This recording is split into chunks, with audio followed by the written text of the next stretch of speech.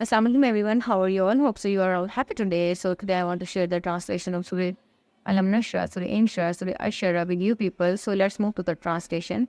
Bismillahirrahmanirrahim. Alam Nashra laka sadrak. It means that Allah subhanahu wa ta'ala saying to Prophet Muhammad, "O Muhammad, did we not open your heart? Did we not open your breast? Just look into your breast. It is full of happiness. It is full of solace, peace, comfort, spiritual capacity, wisdom. So don't need to be worried, Muhammad. So you are ready. Now you can appear before the people of Quraysh.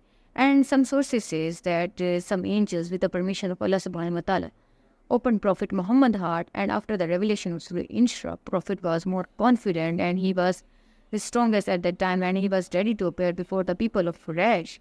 And if we remember an incident, Prophet Muhammad sallallahu alaihi wasallam was in the cave of Tahwar with Hazrat Abu Bakr Siddiq, and Abu Bakr Siddiq was extreme distress at that time. And then Prophet just said to him, "Don't need to be worried, Abu Bakr. Allah subhanahu wa ta'ala is with us." Prophet assured him that Allah is always with us, Abu Bakr. Don't need to be worried. And for instance, a man came and he took a sword of Prophet Muhammad from his scabbard during his sleep. Prophet was sleeping at that time. And he said to Prophet Muhammad, "Now who will save you from me?" Then Prophet Muhammad sallallahu alaihi wasallam replied him confidently that Allah subhanahu wa ta'ala will save us from you. Allah is enough for us. We see that after the revelation of Surah Inshra, Prophet Muhammad was more confident and he was strongest at that time, and he was ready to appear before his enemies and people of Quraysh at that time. So let's move to the next two ayat. وَوَضَعْنَا عَنْكَ وِزْرَكَ الَّذِي أَنْقَضَ ظَهْرَكَ. It means that Allah subhanahu wa ta'ala saying to Prophet Muhammad, "O Muhammad, we removed burden from your back. We removed from you your burden which weight on your back. Oh Muhammad, don't need to be worried. We reduced your hardship, difficulties from your life. So why are you worried? We removed from you your burden. So why are you worried, Muhammad? Don't need to be worried. I am with you always." And the meaning of Wizrak, Wawazana Anka Wizrak, the meaning of Wizrak is to carry a burden, to bear a burden. You know very well that Prophet at that time had a great responsibility of preaching Islam. He was preaching Islam at that time, and there was back-to-back revelation of surahs upon Prophet Muhammad. He was facing burden at that time. He was not ready to appear before the people of Quraysh. So he was facing burden at that time. And so Allah subhanahu wa ta'ala comforted him at the time.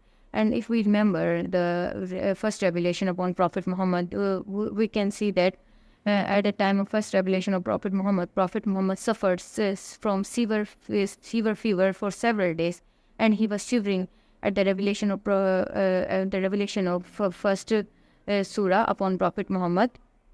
And then Hazrat Khatija Razillah Ta'ala Anha comforted him, and she said to him, "Don't need to worry. Oh Muhammad, you are the honorable man. Why are you worried? Allah subhanahu wa ta'ala will not punish you. You are the honorable man. You don't need to be worried, Muhammad. Allah subhanahu wa ta'ala is always with you." So Allah subhanahu wa ta'ala gave sabr to Prophet Muhammad, and he told him the way that how he can convey his message to the people of Quraysh, to the non-follower of Islam. He told him that how he can communicate. He told him the way and how he communicate with the people of Quraysh, with the non-follower of Islam, and he how can convey his message to the non-follower of Islam, to the people of Quraysh. So let's move to the next ayat. It means that Allah subhanahu wa ta'ala lifted up his reputation, and Allah saying to Prophet Muhammad, "Oh Muhammad, we lifted up your reputation for forever, so don't need to be worried." And we can see that Prophet Muhammad is a role model for all the people in the world. And when someone accepts Islam, he or she takes Shraddha, and in Shraddha they accept that Prophet Muhammad sallallahu alaihi wasallam is the last prophet of Allah subhanahu wa ta'ala. He is the last messenger of Allah subhanahu wa ta'ala, and there will be no messenger, no prophet come after the Prophet Muhammad sallallahu alaihi wasallam, and he is the last prophet of Allah subhanahu wa ta'ala, and Allah subhanahu wa ta'ala declared his lovable prophet, and no prophet will come after Prophet sallallahu alaihi wasallam. So in this way, Allah subhanahu wa ta'ala increased his reputation and declared him the role model, the teacher, the preacher of Islam, and he's the messenger of Allah subhanahu wa ta'ala. He's the last messenger of Allah subhanahu wa ta'ala. In this way, Allah subhanahu wa ta'ala increased his reputation. So, فَإِنَّ مَعَ الْعُسْرِ يُسْرًا إِنَّ مَعَ الْعُسْرِ يُسْرًا. These are next two ayat. It's mean that there is ease after every hardship. Indeed, there is ease after every hardship. So Allah subhanahu wa ta'ala saying to Prophet Muhammad, "Oh Muhammad, why are you worried? There is ease after every hardship. Ease always follows hardship. He is always back to hardship. He is always accompanies to hardship. So don't need to be worried if you are facing difficulties, if you are facing challenges in your life. So you don't need to be worried. There will be ease after every hardship. Allah subhanahu wa ta'ala saying to believers and Muhammad in this surah, oh believers, if you ever face difficulties, if you ever face worry in your life, so you don't need to be worried. You have to recite Surah Alam Nashra, Surah Ashara. In this way, you will be happy. You will be relaxed because this surah emphasizes the concept that فَإِنَّ مَعَ الْعُسْرِ يُسْرًا إِنَّ مَعَ الْعُسْرِ يُسْرًا. There is ease after every hardship there, and ease always accompanies of hardships. After every hardship, there will be ease, so don't need to be worried. Faiza faragta fansko, while rabbika farghab. It's mean that Allah subhanahu wa ta'ala saying to Prophet Muhammad and believers, oh Muhammad, when you finished your work, so you have to stand up for worship and you have to belong to your Lord only. You have to belong your Allah subhanahu wa ta'ala only. It's mean that we can say that the Prophet Muhammad used to devote himself to prayer, and we see that Prophet Muhammad used to devote himself to prayer, and this would emphasize the concept that Prophet had a great relationship with Allah subhanahu wa ta'ala. And when believers, when you say prayer, when you perform prayer, so you have to focus on Allah subhanahu wa ta'ala. Whatever you need, you have to ask, you have to demand from Allah subhanahu wa ta'ala only. He will fulfill all your wishes because He is the only one. He is the only Lord who is listening you, who will listen you forever. So don't need to anyone else except Allah subhanahu wa ta'ala. Don't need to move anyone else except Allah subhanahu wa ta'ala.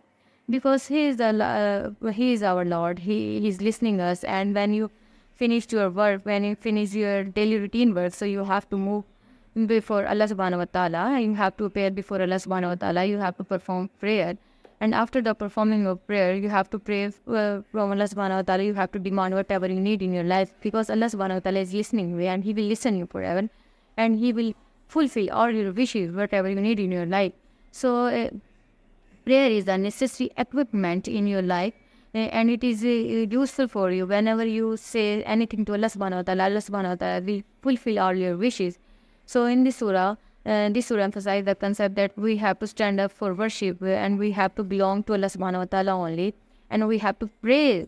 We have to admire only Allah subhanahu wa ta'ala, that He is the only one, and He is the listener, and who is listening all the time us. We have to only pray from Allah subhanahu wa ta'ala because He is the listener and He is listening all the time. And before sleeping, before going outside, we have to say zikr, askar. We have to say askar all the time. We have to remember Allah subhanahu wa ta'ala all the time. In this way, Allah subhanahu wa ta'ala will be happy.